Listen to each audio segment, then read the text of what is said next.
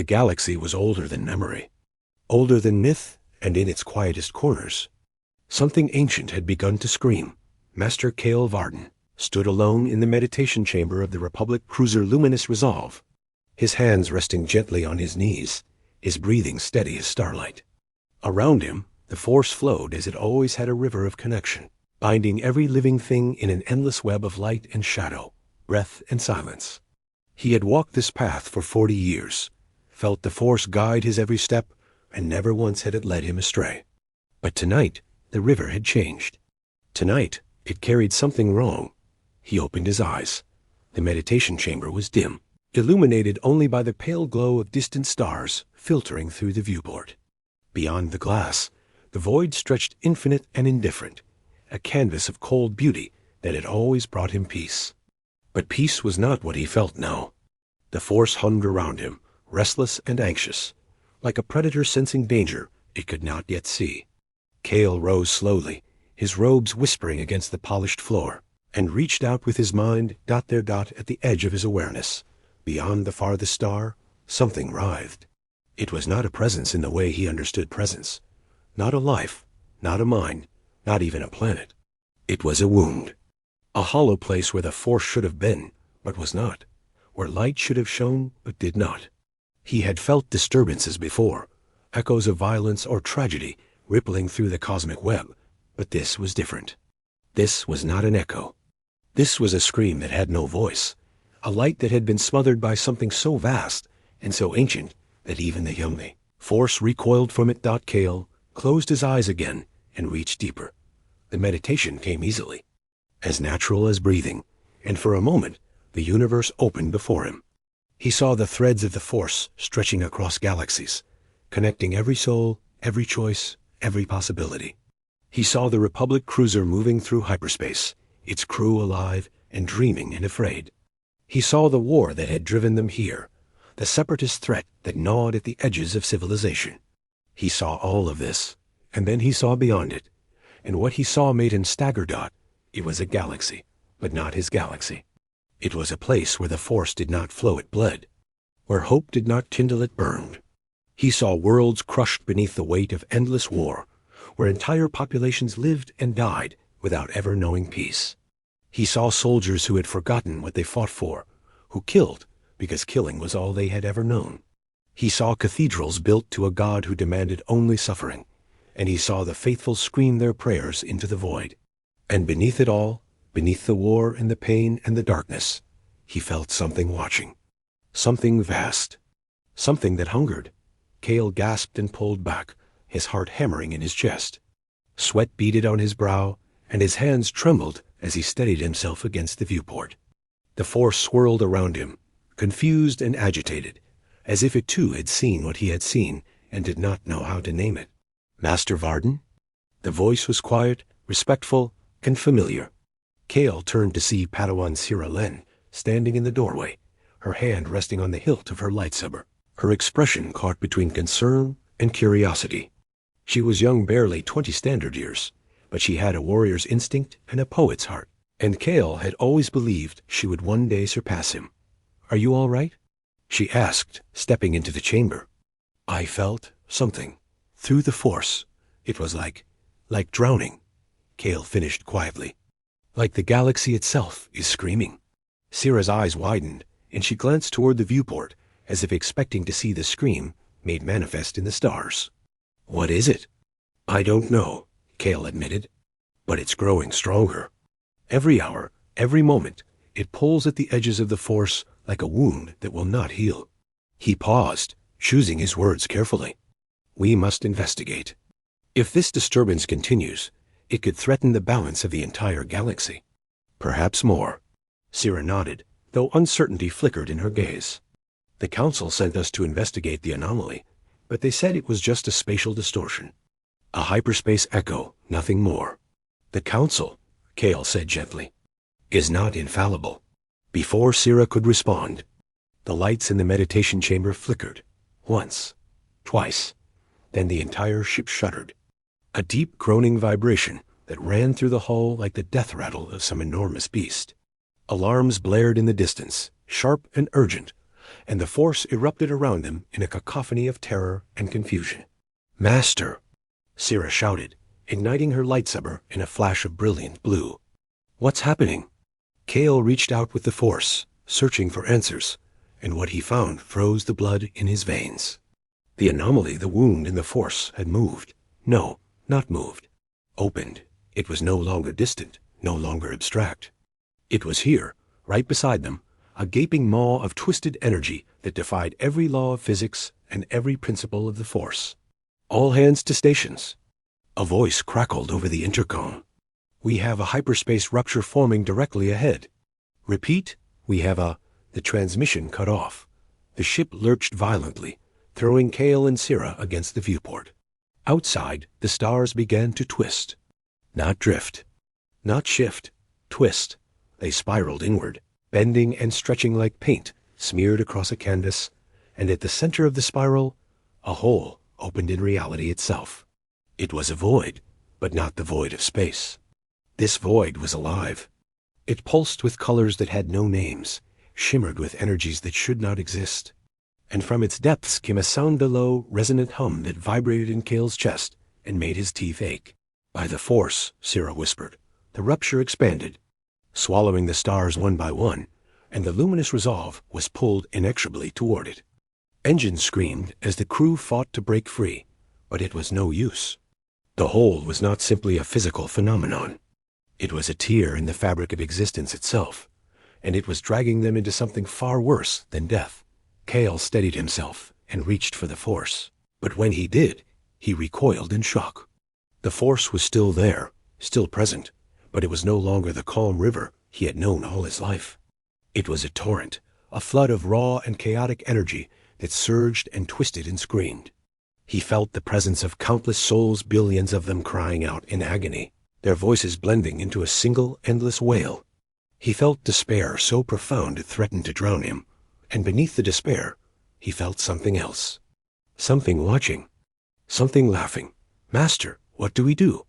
Sira's voice was steady, but Kale could hear the fear beneath it. "We hold on," he said quietly, "and we trust the Force." The ship crossed the threshold. For a single infinite moment, everything stopped. The alarm ceased. The shuddering ceased. The universe itself seemed to hold its breath.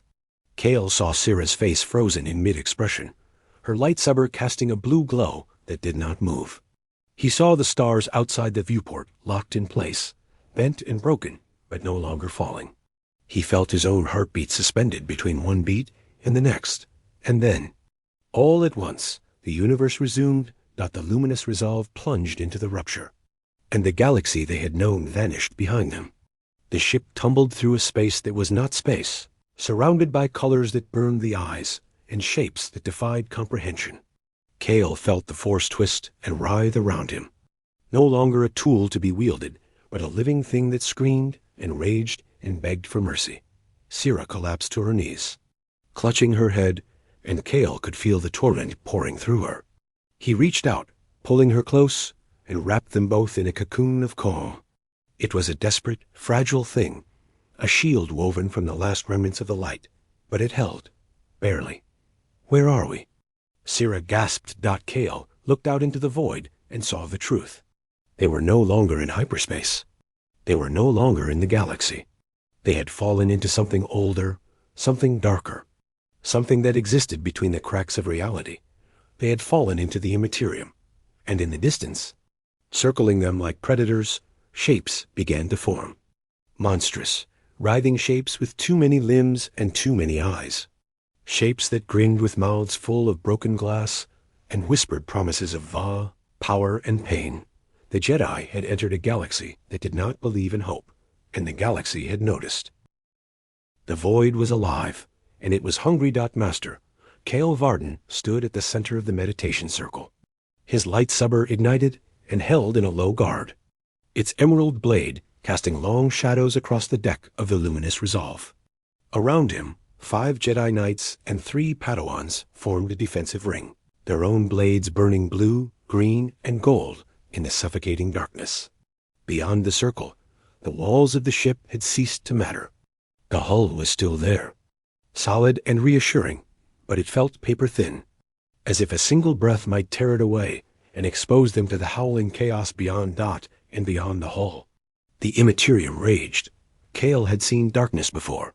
He had walked battlefields where hope had died and watched worlds fall to the Sith's cruelty. But this was not darkness as he understood it. This was the absence of light, the negation of meaning, the raw and screaming chaos that existed before creation and would exist after its end. The Force, which had always been his anchor, his guide, his friend, twisted and convulsed around him like a wounded animal. It was still there. He could feel it, reach for it, draw upon it, but it was no longer calm. It was no longer whole. It was a river poisoned at the source, and every drop he drank tasted of bile and ash. "Hold your ground," he said quietly, his voice steady despite the horror pressing in from all sides. "Do not let the darkness in. Do not listen to its lies." "Master," one of the knights said, her voice tight with strain, "what is this place?" Kale did not answer immediately. He reached out with the Force, extending his senses beyond the circle, and immediately regretted it. The moment his awareness touched the void, it was like plunging his hand into boiling water. Pain lanced through his skull, and he felt the presence of billions of souls.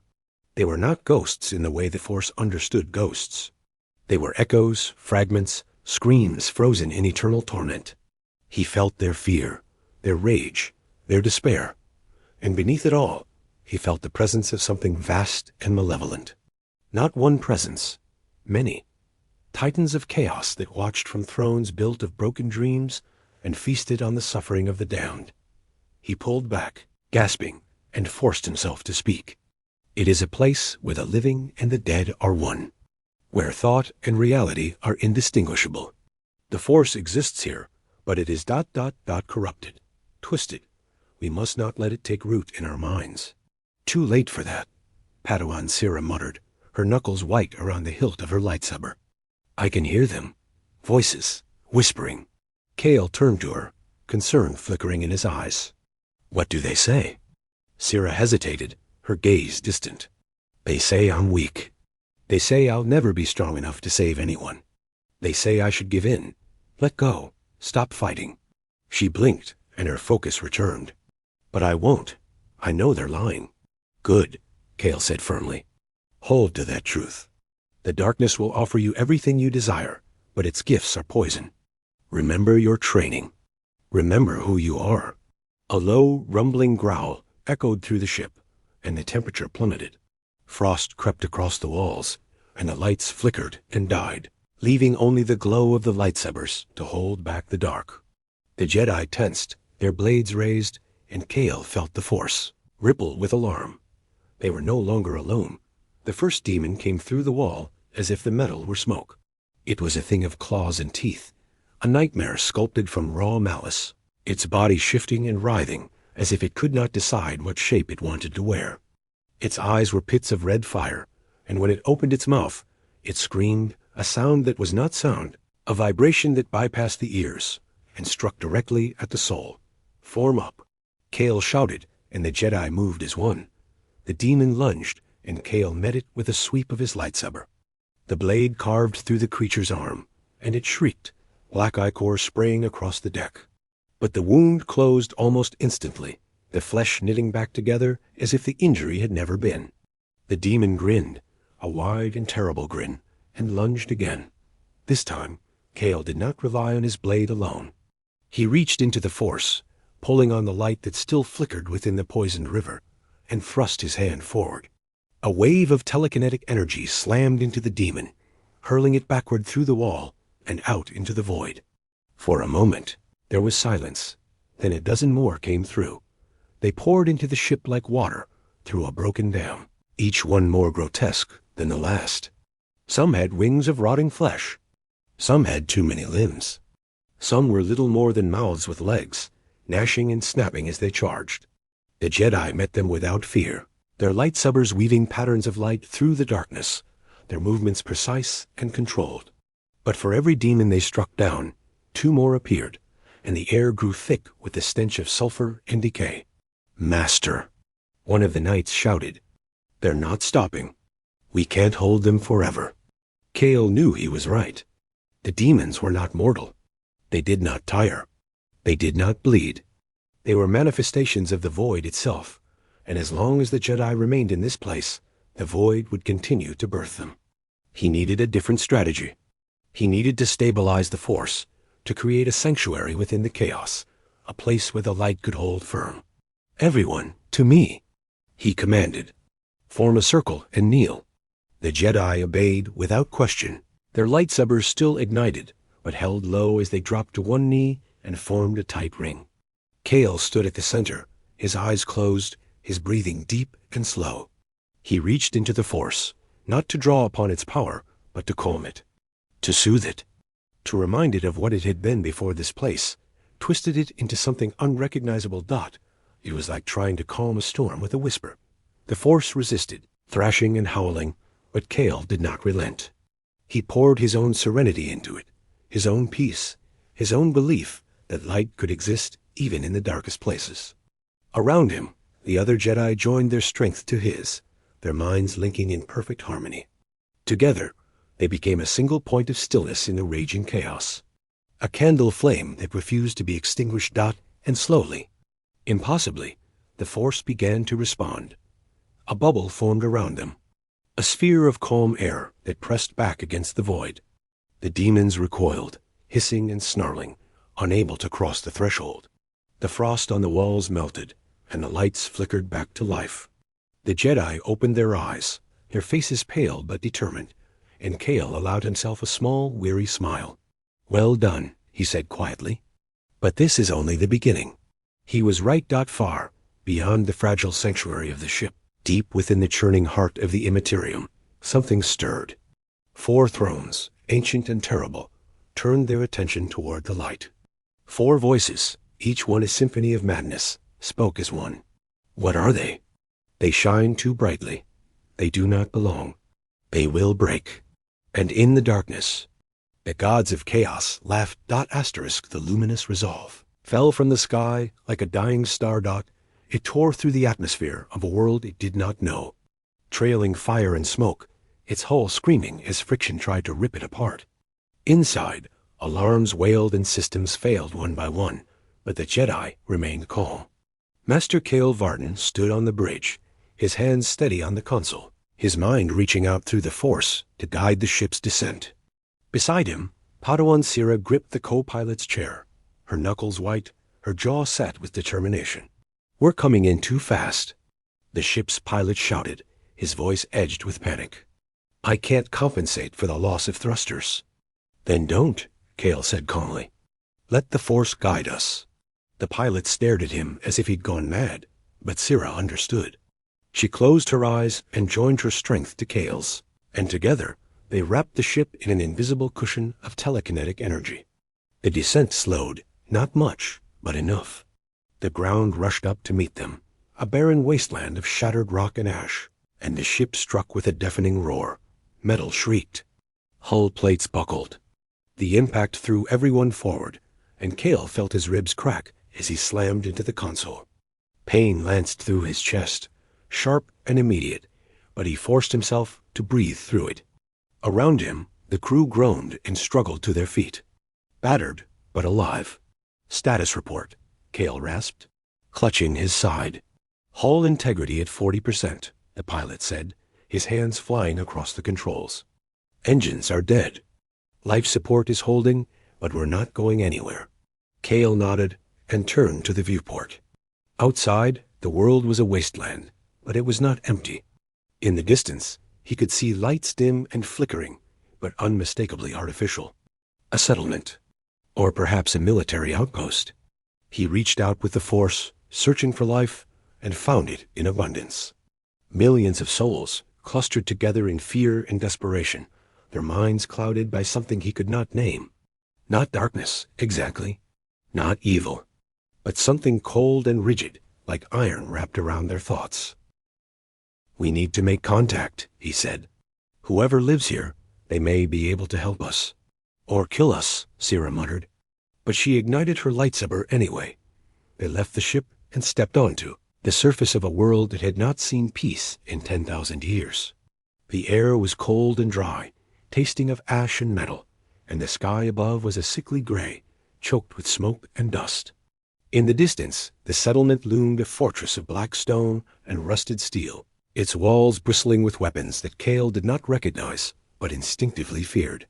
As they approached, a sound reached them, the rhythmic thud of boots on stone, the clatter of metal on metal, and beneath it all, the low murmur of voices chanting in unison. "Steady," Cale said quietly. "Show no fear. Show no aggression. We are here in peace." The gates of the fortress opened, and a regiment of soldiers marched out to meet them. They were human, Cale realized with relief, but they were unlike any humans he had ever seen. They wore uniforms of drab gray and green, their faces hidden behind rebreather masks, their hands gripping weapons that looked more like cannons than rifles. Behind them came officers in long coats and peaked caps, their eyes cold and calculating, and behind the officers came something else. Something that made Cale's breath catch in his throat. They were men, but they were not men. They were giants, encased in armor so thick and heavy that it seemed impossible they could move at all. Their helmets were blank and expressionless, their shoulders adorned with skulls and purity seals, and when they walked, the ground trembled. Cale felt the force recoil from them, confused and wary, as if it could not decide whether they were alive or dead. "Who are you?"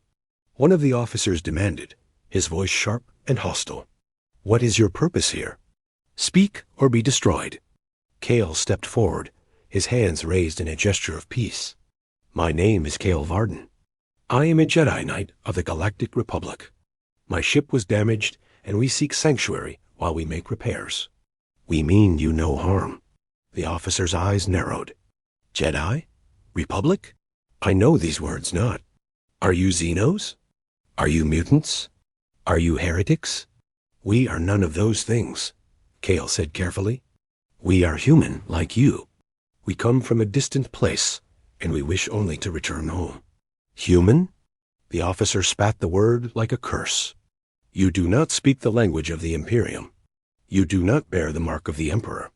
You do not kneel before his throne. How can you claim to be human when you reject his light?" Cale felt a chill run down his spine. This was not going well. He could sense the tension in the soldiers, the fear and suspicion radiating from them like heat from a flame. One wrong word, and this would end in violence. "We do not reject any light," he said slowly.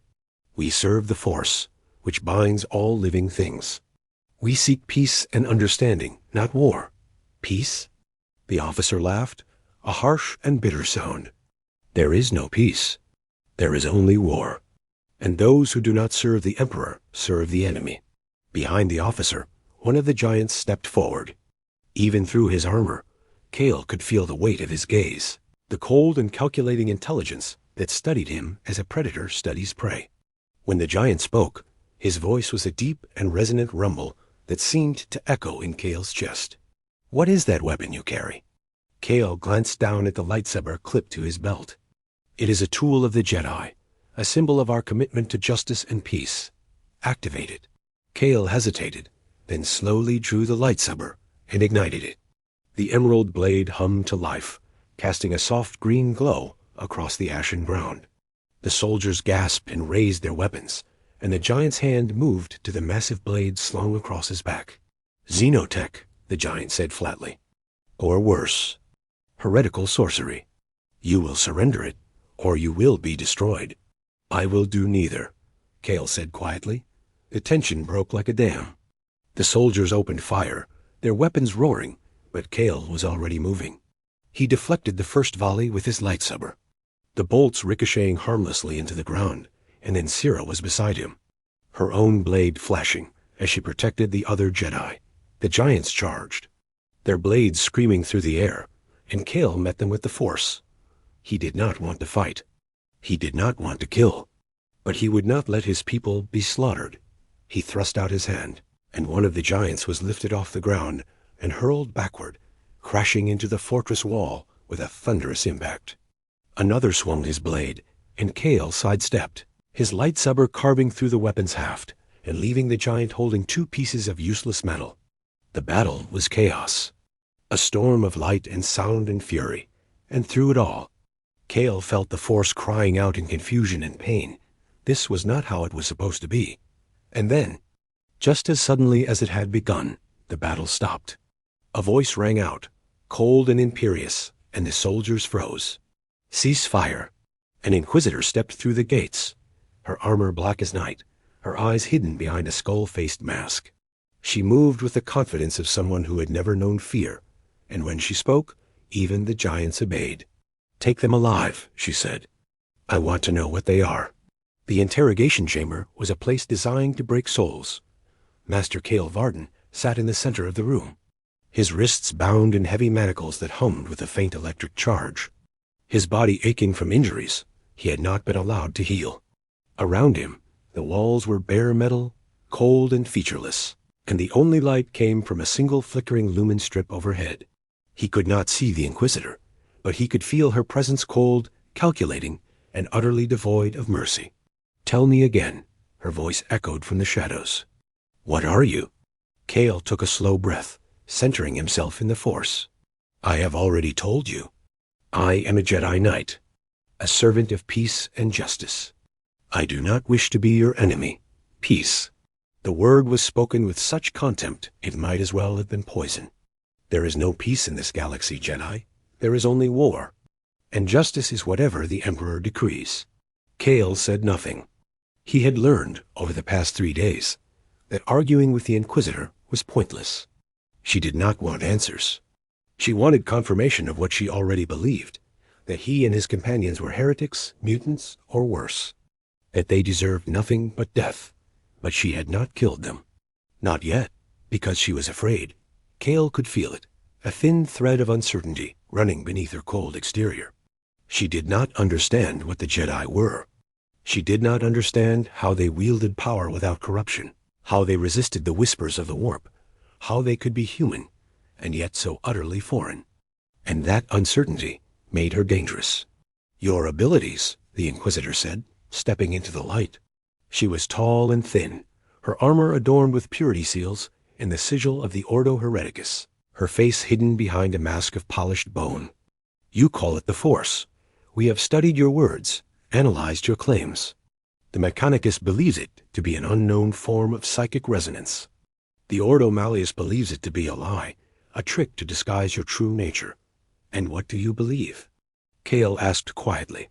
The Inquisitor leaned closer, her mask inches from his face. "I believe you are an abomination, a witch who has somehow learned to hide the stench of the warp. And when I am done with you, I will learn your secrets, and then I will burn them." Kale met her gaze without flinching. "You will learn nothing through torture, only through understanding." "Understanding?" The Inquisitor laughed, a sharp and bitter sound. "I do not need to understand you. I need only to know whether you serve the Emperor or his enemies. And since you refuse to kneel, the answer is clear."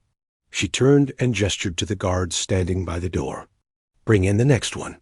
Kale's heart sank as the door opened and Padawan Sira was dragged into the room. Her face was bruised, her robes torn, but her eyes burned with defiance. She did not look at Kale. She did not need to. He could feel her strength through the Force, her determination to endure whatever came next. "Leave her alone," Kale said, his voice low and dangerous. "She has done nothing wrong." "Nothing wrong?" The Inquisitor circled Sira like a predator. "She is a psyker, untrained, unsanctioned. By Imperial law, she should have been culled at birth. And yet here she stands, wielding powers that should have destroyed her mind 100 times over." "Explain that, Jedi." "She is not a psyker," Kale said firmly. "She is a Force user. The Force is not the warp. It is not chaos. It is the binding energy of all living things, and it does not corrupt those who wield it with discipline and compassion." Compassion.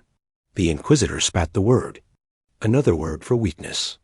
"The warp does not care for your compassion, Jedi. It will take you, twist you, and make you its slave. It is only a matter of time. And why hasn't it?" Kale asked. "You say we should be corrupted. You say we should be mad. And yet we are not. Does that not tell you something?" The Inquisitor hesitated, and for a moment, Kale saw the uncertainty flicker in her eyes. She had no answer. The Jedi were an anomaly, a puzzle that did not fit the rigid dogma of the Imperium, and that terrified her. Before she could respond, the door burst open, and a man in crimson robes strode into the room. He was older, his face lined with age and bitterness, but his eyes burned with a fervor that made Cale's skin crawl. He carried a staff topped with a human skull, and when he spoke, his voice was like nails on stone. "Enough," he said. "I am Inquisitor Torvin of the Ordo Hereticus, and I have heard enough of this heretical nonsense. These creatures are witches, plain and simple. They must be executed immediately." The first Inquisitor turned to him, her posture stiff. "With respect, Lord Torvin, I believe there is more to be learned from them. Their abilities are irrelevant." Torvin roared. "They reject the Emperor. They speak of peace in a galaxy that knows only war. They are an insult to everything the Imperium stands for, and they will burn." Cale felt the room shift, the balance of power tipping toward madness. He reached out with the Force, searching for a way to diffuse the situation, but found nothing. The Inquisitors were locked in their beliefs, their minds closed to reason, and no amount of persuasion would change that dot. And then, from the shadows, a third voice spoke. "Perhaps," it said quietly, "we should consider an alternative." A figure stepped into the light, a man in black armor, his face scarred and weary, his eyes sharp with intelligence. He wore the insignia of the Ordo Xenos, and when he looked at Cale, there was something in his gaze that was not hatred. It was curiosity. "Who are you?" Torvin demanded. "Inquisitor Vane," the man said, "and I propose a test. If these Jedi are truly incorruptible, let us place them in the presence of the warp and see if they survive. If they do, they may yet prove useful. If they do not," he shrugged, "then you may have your execution." Torvin's eyes narrowed. "You would risk unleashing them on the Imperium?" "I would risk learning the truth," Vane said coolly. "Is that not what the Inquisition is for?" For a long moment, no one spoke. Then Torvin nodded slowly, a cruel smile spreading across his face. "Very well," he said. "Let us see if the Jedi can survive what is coming." The alarm began as a whisper, a low and distant wail that seemed to come from the walls themselves.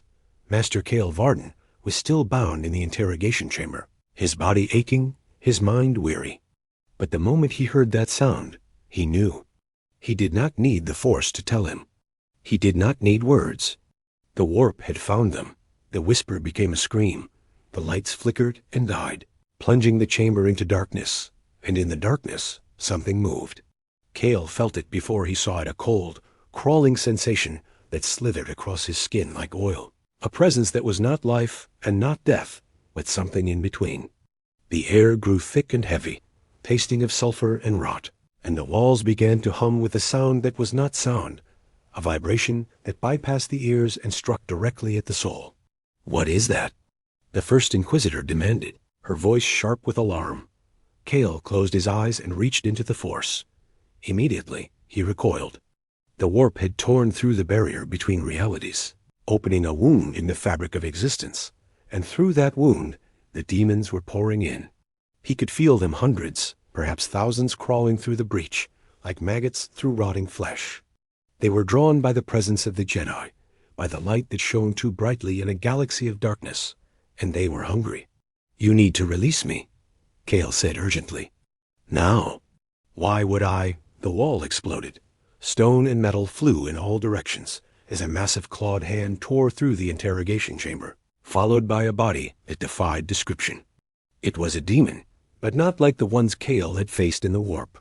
This one was larger, more solid, its form anchored in reality by the sheer weight of malice and madness. Its skin was mottled red and black. Its eyes burned with infernal fire, and when it opened its mouth, it roared a sound that shook the ground and made Cale's ears bleed. The Inquisitor screamed and fired her bolt pistol. But the shots passed harmlessly through the demon's body, as if it were smoke. The creature lunged, its claws tearing through her armor like paper, and she fell without a sound. "Release me," Cale shouted again, straining against his manacles. Inquisitor Vane, the radical, was already moving. He drew a key from his belt and unlocked the chains, his face pale but determined. "Prove me right, Jedi," he said quietly, "or we all die." Kale stood, his lightsaber leaping to his hand, and ignited it. The emerald blade burned bright in the darkness, and the demon turned toward him, its grin widening. "Come on, then," Kale said softly. The demon charged, and Kale met it head-on. His blade carved through the creature's arm, and this time the wound did not heal. The demon shrieked and staggered back, black ichor spraying across the floor, and Kale pressed the attack. He moved with the precision of a master, his strikes flowing like water, each one guided by the Force. The demon was fast, but Kale was faster. It was strong, but he was stronger. And when he drove his lightsaber through its heart, the creature dissolved into smoke and ash.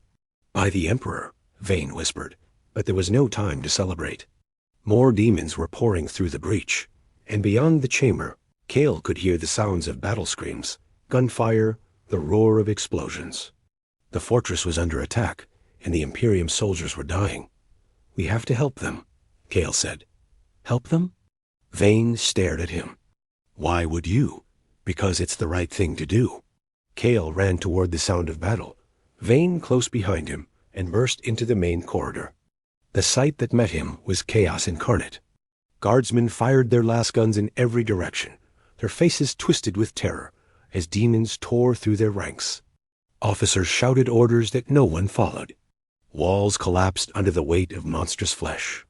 And in the center of it all, standing atop a pile of corpses, was a demon prince, a towering abomination of muscle and horn, its voice a chorus of screams. "All of you will burn," it bellowed. "Your emperor will not save you. Your gods will not save you. There is only chaos." Kale ignited his lightsaber and charged. The demon prince saw him coming and laughed, raising a massive blade forged from crystallized madness. The two weapons met with a sound like thunder, and the shockwave sent guardsmen sprawling. Kale gritted his teeth and pushed back, pouring the force into his strike, and the demon's grin faltered. "What? Are you?" It hissed. "A Jedi," Kale said simply, and struck again. Around him, the other Jedi broke free from their cells and joined the fight. Padawan Sira leapt into the fray, her lightsaber a blur of blue light as she cut down demon after demon. Knights formed protective circles around wounded guardsmen, shielding them from the onslaught. Masters used the Force to hurl debris at the invaders, creating barriers and barricades where none had existed before. For the first time since arriving in this galaxy, the Jedi were not prisoners. They were warriors, and they fought not for themselves, but for those who could not fight. The guardsmen watched in awe. Some believed the Jedi were angels, sent by the Emperor himself to save them. Others believed they were devils, using forbidden sorcery to turn the tide. But all of them stopped shooting at the Jedi and started shooting at the demons, and in that moment, something shifted. A Space Marine strike force arrived as the battle reached its peak, their drop pods slamming into the courtyard with thunderous impacts. They emerged in black and silver armor, their weapons roaring, their voices chanting hymns of faith and fury. At their head was a captain, his armor adorned with purity seals and the sigil of the Ultramarines. And when he saw the Jedi fighting alongside the guardsmen, he froze. Asterisk, hold fire, he commanded. The Space Marines obeyed. And for a long moment, the two groups stared at each other across the battlefield. Kale met the captain's gaze, his lightsaber still ignited, his breath coming in ragged gasps. "Who are you?" the captain asked. "A friend," Kale said. "If you'll have us." The captain studied him for a long moment, then nodded slowly. "Fight with us, then. We will decide your fate after the battle is won." And so they fought, side by side, Jedi and Space Marine, lightsaber and bolter, light and fury. And when the last demon fell and the breach was sealed, the fortress stood silent. The Imperium had won. But it had seen something it did not understand, and that, Kale knew, was the most dangerous thing of all. Captain Titus of the Ultramarines stood on the shattered ramparts of the fortress, his bolter still warm in his hands, and stared at the bodies scattered across the courtyard. Most were demons twisted, broken things that were already dissolving into ash and smoke. But some were guardsmen, their faces frozen in expressions of terror and pain. And standing among them, tending to the wounded, were the strangers. The Jedi Titus had seen many things in his 2 centuries of service to the Emperor. He had fought orcs on the killing fields of Armageddon, battled tyranids in the hive fleets of Behemoth, and stood face to face with chaos champions who wielded the powers of the warp itself. But he had never seen anything like this. The Jedi moved with a grace that seemed almost unnatural, their robes flowing as if caught in a wind that did not exist. Their weapons' glowing blades of pure energy hummed softly as they were extinguished and clipped to belts. And most unsettling of all, they did not fight like warriors. They fought like dancers, each movement precise and controlled, each strike calculated not to kill, but to protect. "What are they?" asked Brother Sergeant Cassius, his voice a low rumble through his vox-link. "I do not know," Titus admitted, "but they saved lives today. That cannot be ignored." "They also wield powers that defy the Codex," Cassius replied. "Telekinesis without psychic corruption. Energy weapons of unknown origin. They could be Xenos. They could be worse." Titus turned to face his sergeant. "Or they could be allies. We will not judge them until we know the truth." He descended from the ramparts and crossed the courtyard, his boots crunching on broken stone, and approached the Jedi. Up close, they were smaller than he had expected human-sized. Not Space Marine-sized, but there was something in their eyes that commanded respect. They did not look at him with fear or awe. They looked at him with calm curiosity, as if he were a puzzle to be understood, rather than a threat to be feared. One of them stepped forward, a man with graying hair and a lined face, his robes stained with blood that was not his own. He bowed slightly, a gesture of respect, and spoke in a language that Titus did not recognize. And yet, somehow, he understood the words. "My name is Kael Varden," the man said. "I am a Jedi Master. We are grateful for your aid, Captain. Without it, many more would have died." Titus studied him for a long moment, then nodded. "I am Captain Titus of the Ultramarines, 2nd Company. I have questions, Master Varden. Many questions. But they can wait until the wounded are tended and the dead are honored. For now, you have my thanks." Kael inclined his head. "And you have mine." They worked together in the hours that followed, Jedi and Space Marines, side by side. The Jedi used their abilities to lift debris and free trapped guardsmen, while the Marines secured the perimeter and ensured no further demons breached the walls. It was an uneasy partnership, built on necessity rather than trust, but it held Dot as the sun set, casting long shadows across the fortress. Titus found himself standing beside Kael once more. The Jedi Master was meditating, his eyes closed, his breathing slow and steady. Titus had seen Psychers meditate before, their minds reaching into the warp, but this was different. There was no crackling energy, no flickering light, only stillness. "What are you doing?" Titus asked. Kael opened his eyes and smiled faintly. "I am listening to the Force. It is the energy that binds all living things, the breath of the universe, if you will. In my galaxy, it is what guides us, teaches us, connects us." "Your galaxy?" Titus frowned. "You are not from this sector?" "I am not from this galaxy at all," Kael said quietly. "My people were pulled through a tear in reality, into a place you call the warp. We barely survived. And now we are here, in a galaxy that does not know peace, and we do not know how to return home." Titus was silent for a long moment, processing the words. If what the Jedi said was true, then they were not heretics or mutants. They were exiles, refugees from a place beyond the Imperium's reach. And that changed everything. "If you are truly not of the warp," Titus said slowly, "then you may yet find allies in the Imperium. But you must prove yourselves. The Inquisition will demand it, and they do not forgive easily." "I understand," Kael said. "But I must ask you, Captain, what kind of galaxy is this? What kind of empire demands such suffering in the name of survival?" Titus looked out over the ruined fortress, his expression unreadable. "A galaxy at war," he said quietly. "A galaxy where hope is a luxury few can afford. And an empire that does what it must to endure. At what cost?" Kael asked. Titus did not answer. The next day, the Inquisition returned, and with it, a new tension. Inquisitor Torvin of the Ordo Hereticus stood before the assembled Jedi, His face twisted with fury and demanded their immediate execution. But Inquisitor Vane, the radical, argued for patience. The Jedi had proven themselves in battle, he said. They had saved Imperial lives. They deserved a chance to explain themselves. The argument raged for hours, and through it all, Titus remained silent. He was a soldier, not a politician, and the decisions of the Inquisition were not his to make. But when the time came to cast his vote, he surprised everyone. They will be tested, he said, but they will not be executed. Not until we know what they are. Torvin glared at him. You overstep, Captain. I speak the truth, Titus replied. And the truth is that they fought beside us, led beside us, and asked for nothing in return. That is not the behavior of heretics. That is the behavior of allies.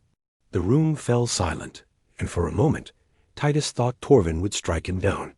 But instead, the Inquisitor nodded slowly, his expression cold. Very well, he said. They will be tested.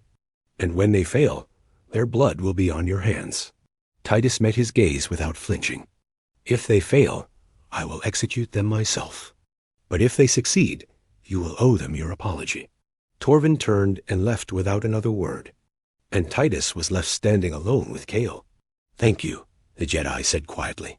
Do not thank me yet, Titus replied. The test will be brutal, and if you fail, even I will not be able to save you. I understand, Kale said, but we will not fail. We cannot. Titus nodded, then turned to leave. But before he did, he looked back at the Jedi one last time. Tell me, Master Varden, he said. In your galaxy? Is there hope? Kale smiled. Yes, always. Then perhaps, Titus said quietly, you can teach us to remember it. The Hall of Judgment was built to inspire fear. It was a vast chamber of black stone and iron. Its walls lined with statues of saints, whose faces were twisted into expressions of eternal agony. Above, stained glass windows depicted scenes of martyrdom and holy fire. And at the far end of the hall, a throne sat raised on a dais of human bone. The throne was empty. It always was, but its presence loomed over the room like a specter, a reminder that the Emperor's judgment was absolute and inescapable. Master Kale Varden stood at the center of the hall, his hands unbound, his lightsaber returned to him, and his heart heavy with the weight of what was to come. Around him, the other Jedi stood in silence, their faces calm, but their eyes betraying their unease. They had passed the first test. They had fought the demons and survived, but Kale knew that survival was not enough. The Inquisition did not judge by deeds alone. It judged by faith, and the Jedi's faith was not the Imperium's. You have been granted a great honor, Inquisitor Torvin said, his voice echoing through the hall. He stood before the throne, flanked by a dozen armored guards, his robes billowing as if caught in an unseen wind. You have been given the chance to prove your loyalty to the Emperor of mankind. You need only kneel, swear your allegiance, and renounce whatever false gods you serve. Do this, and you will be spared. Kale met his gaze without flinching. We cannot. The words hung in the air, heavy and final. Torvin's expression darkened. You cannot, or you will not. Both, Kale said quietly. We do not serve gods, Inquisitor. We serve the Force, which is not a deity, but the living energy that binds all things. To renounce it would be to renounce life itself. And to swear allegiance to your Emperor would be to betray everything we stand for. Then you are heretics, Torvin said flatly. And heretics burn. Wait, Inquisitor Vane stepped forward, his voice calm but firm. Before we condemn them, let us hear their reasoning. They have proven themselves in battle. They have saved Imperial lives. Surely they deserve the chance to explain themselves. Torvin turned to him, his eyes blazing with fury. You coddle them, Vane. You see what you wish to see, not what they are.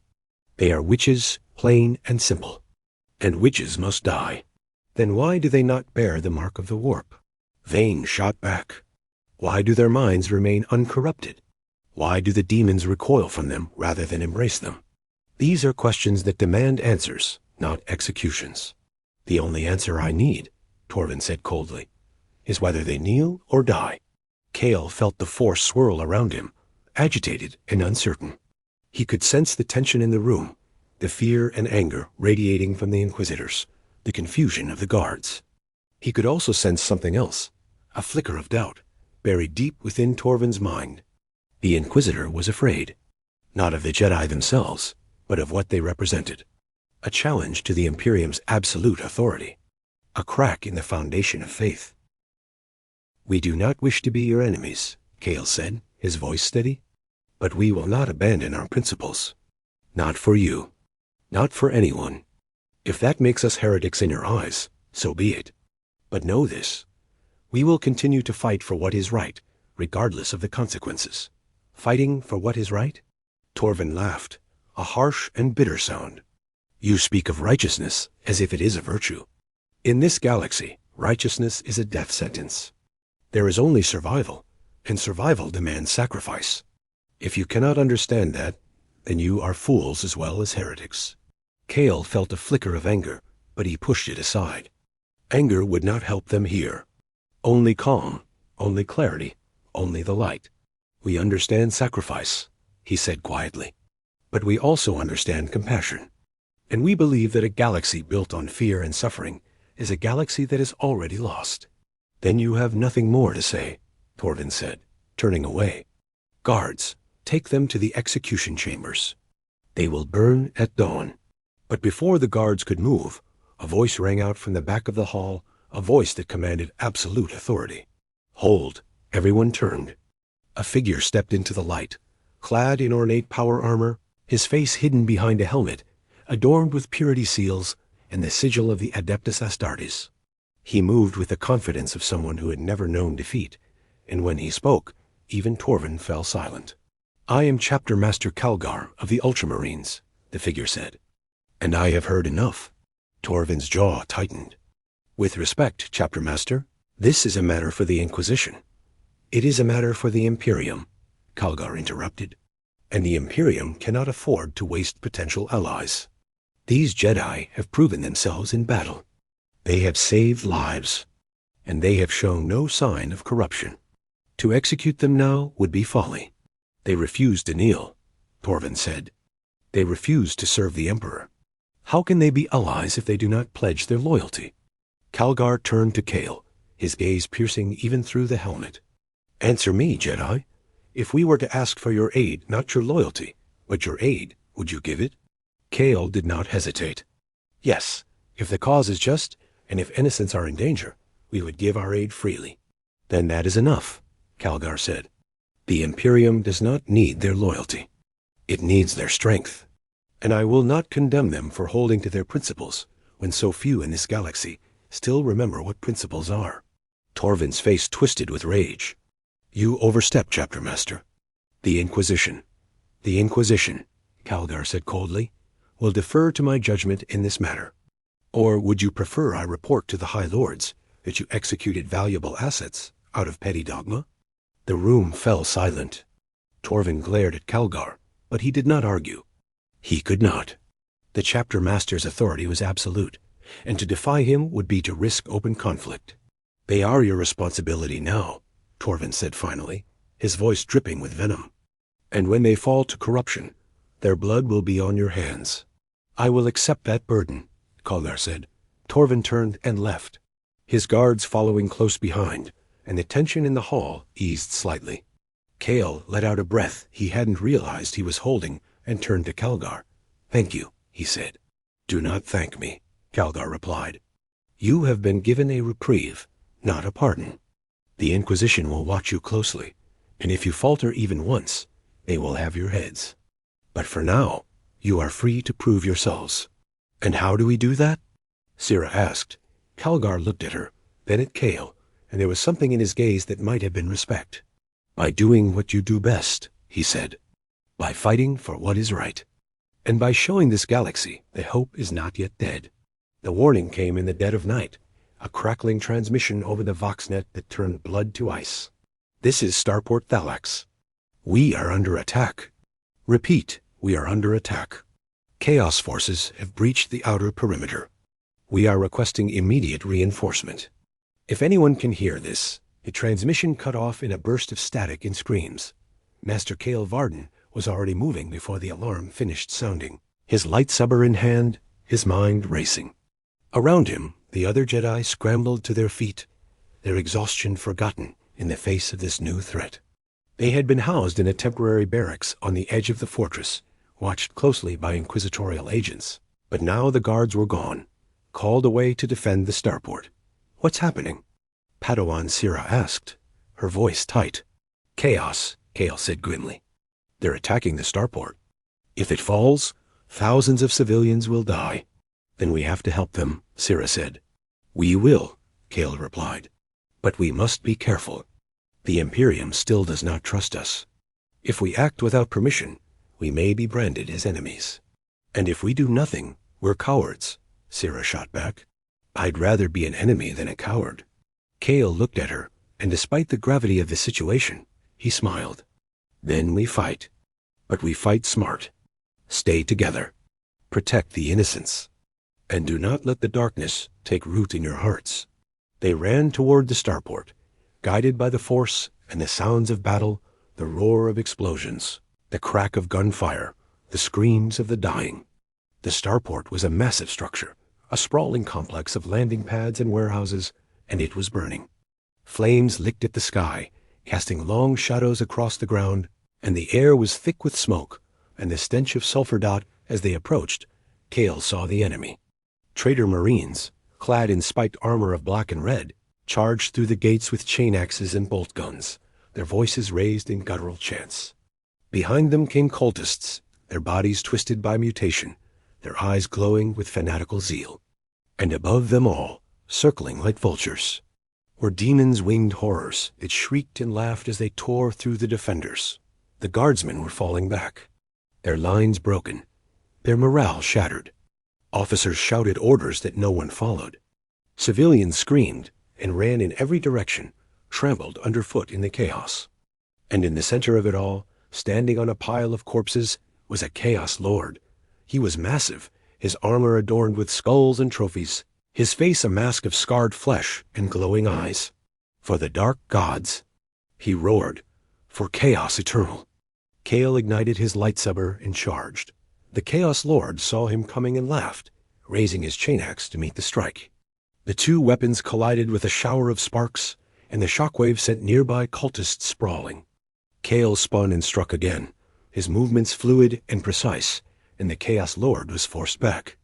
Around him, the other Jedi joined the battle, their lightsabers cutting through the enemy like blades through water. "What are you?" The Chaos Lord snarled. "The light you cannot extinguish," Kale said, and struck with all his strength. The chain axe shattered, and the Chaos Lord staggered. Before he could recover, Kale drove his lightsaber through his chest, and the Lord fell with a scream that shook the ground. His death did not stop the battle. If anything, it intensified it, but it gave the defenders hope. "Look!" A guardsman shouted. "The Jedi are here. They're helping us." The cry was taken up by others, and the tide began to turn. Guardsmen rallied, their fear replaced by determination, and they fought with renewed vigor. Space Marines arrived, their drop pods slamming into the landing pads, and they charged into the fray without hesitation. And at the center of it all, the Jedi fought not for glory, not for conquest, but for the innocents who could not fight for themselves. Padawan Sira found herself surrounded by cultists, their knives flashing in the firelight. She did not panic. She centered herself in the Force, let it flow through her, and then she moved. Her lightsaber was a blur, her strikes precise and controlled, and within moments the cultists lay dead at her feet. She looked up and saw a group of civilians huddled in a corner, their faces pale with terror. "Come with me," she said gently. "I'll keep you safe." They hesitated, then followed, and Sira led them through the chaos, deflecting bolts and shielding them from explosions. When they reached safety, the civilians looked at her with something like awe. "Are you an angel?" A child asked. Sira smiled. "No, just a Jedi." Across the starport, Captain Titus of the Ultramarines fought alongside Kale, their blades carving through the enemy. He had seen the Jedi in action before, but this was different. This was not just skill. This was art. Kale moved with a grace that seemed impossible, his lightsaber an extension of his will. and Titus found himself struggling to keep up. "You fight well, Jedi," Titus said, driving his chainsword through a traitor Marine's chest. "As do you, Captain," Kale replied, deflecting a bolt aimed at Titus's head. For a moment, they stood back to back, surrounded by enemies, and Titus felt something he had not felt in a long time. Not fear, not anger, but hope. "Perhaps," he said quietly, "there is a place for you in this galaxy after all." "Perhaps," Kale agreed. The battle raged for hours, but in the end, the defenders held. The traitor Marines were driven back, the cultists were slain, and the demons were banished. The starport was saved, and the civilians were alive. But the cost was high. Bodies lined the landing pads, guardsmen and civilians alike, and the survivors moved among them in silence, their faces hollow with grief. Kale knelt beside a wounded soldier, placing a hand on his shoulder, and used the Force to ease his pain. "Thank you," the soldier whispered. "You're welcome," Kale said softly. "Rest now. You've earned it." As the sun rose, casting golden light across the ruined starport, Kale stood with the other Jedi and looked out over the battlefield. They had won, but the victory felt hollow. This was not the galaxy they had known. This was a place where every victory was paid for in blood, where hope was a luxury, and where the darkness never truly retreated. But they had made a difference. They had saved lives. And that, Kale knew, was what mattered. "What now?" Sira asked. Kale looked at her, then at the survivors, and smiled. "Now," he said, "we keep fighting. For as long as it takes." The luminous resolve was gone, torn apart in the warp. Its wreckage scattered across dimensions that had no names. Master Kale Varden stood on the deck of a borrowed Imperial transport, watching the stars drift past the viewport, and felt the weight of loss settle over him like a shroud. They were stranded now, truly and completely. The Jedi had no way home, no way to contact the Republic, no way to return to the galaxy they had known. They were exiles, refugees in a place that did not want them, and yet they were alive. Around him, the other Jedi gathered, their faces weary but resolute. They had fought alongside the Imperium, saved lives, and proven their worth. But they had also seen the darkness at the heart of this galaxy, the cruelty and the suffering that permeated every corner of existence. They had seen the Imperium's brutality, the Inquisition's fanaticism, the endless war that ground entire worlds to dust. And they had seen the alternative, the chaos that waited in the void, ready to consume everything. "We cannot go home," Kale said quietly, breaking the silence. "But we can still make a difference. We can still fight for what is right." "How?" one of the knights asked. "This galaxy does not believe in peace. It does not believe in hope. How can we bring light to a place that has known only darkness for 10,000 years?" Kale turned to face them, his eyes burning with determination. "By being the light. By showing them that another way is possible. By refusing to surrender to despair, no matter how heavy the burden becomes." "And if the Imperium turns on us?" Sira asked. "If the Inquisition decides we are too dangerous to live, then we run," Kale said simply. "And we keep fighting. We are Jedi. We do not abandon those in need. Not now. Not ever." For a long moment, no one spoke. Then, slowly, one by one, the Jedi nodded. "We're with you." "Master," Sira said. "To the end," another agreed. Kale felt a surge of pride and gratitude, and he bowed his head in thanks. "Then we begin a new chapter. Not as guests of the Imperium, but as a new order. A peacekeeping force in a galaxy that has forgotten what peace means." In the days that followed, the Jedi slipped away from Imperial space, aided by Captain Titus and a handful of sympathetic Marines who believed in their cause. They moved through the shadows, traveling from world to world, helping where they could.